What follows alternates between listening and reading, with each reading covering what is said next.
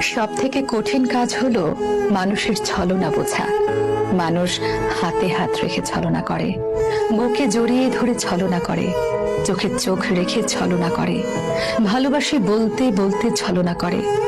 এই মানুষগুলো দেখতে খুবই সাধাসিধে টাইপের হয়।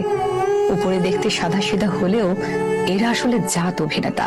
একজনকে ভালোবাসে বলতে বলতে আরেকজনকে নিয়ে রেল লাইনে, পার্কে, হোটেলে ঘুরে বেড়ায়। তাদের এসব নিজের চোখে দেখার পরও নিজের চোখকেই বিশ্বাস করতে পারবেন না। নিজেকে কুয়াশার ঘোরের মধ্যে মনে হবে, মেনে নিতে না চাইলেও ওটাই সত্যি। যখন এসব নিয়ে কথা বলতে যাবেন তখন নিজেই সবচেয়ে বেশি খারাপ থাকবেন, কারণ আপনার সাথে ঝগড়া হলে তার মন ভালো করার জন্য আরো দু চারজন আছে, কিন্তু আপনার মন ভালো করার জন্য আপনার কাছে শুধুই সে ছিল। আপনি সব জেনে শুনে মেনে নিয়ে ঠিক করতে চাইলেও কোনো কিছুই আর আগের মতো ঠিক হবে না। তার সাথে একটু কথা বলার তৃষ্ণায় রোজ পুড়ে ছারখার হবেন, কিন্তু তার কিছুই যায় আসবে না।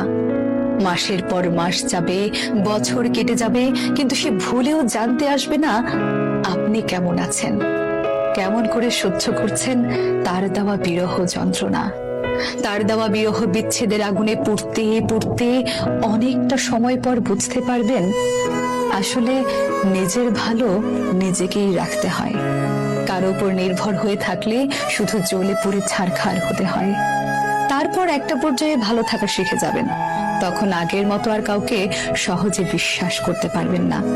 বিশ্বাসটা একেবারেই মরে যায়।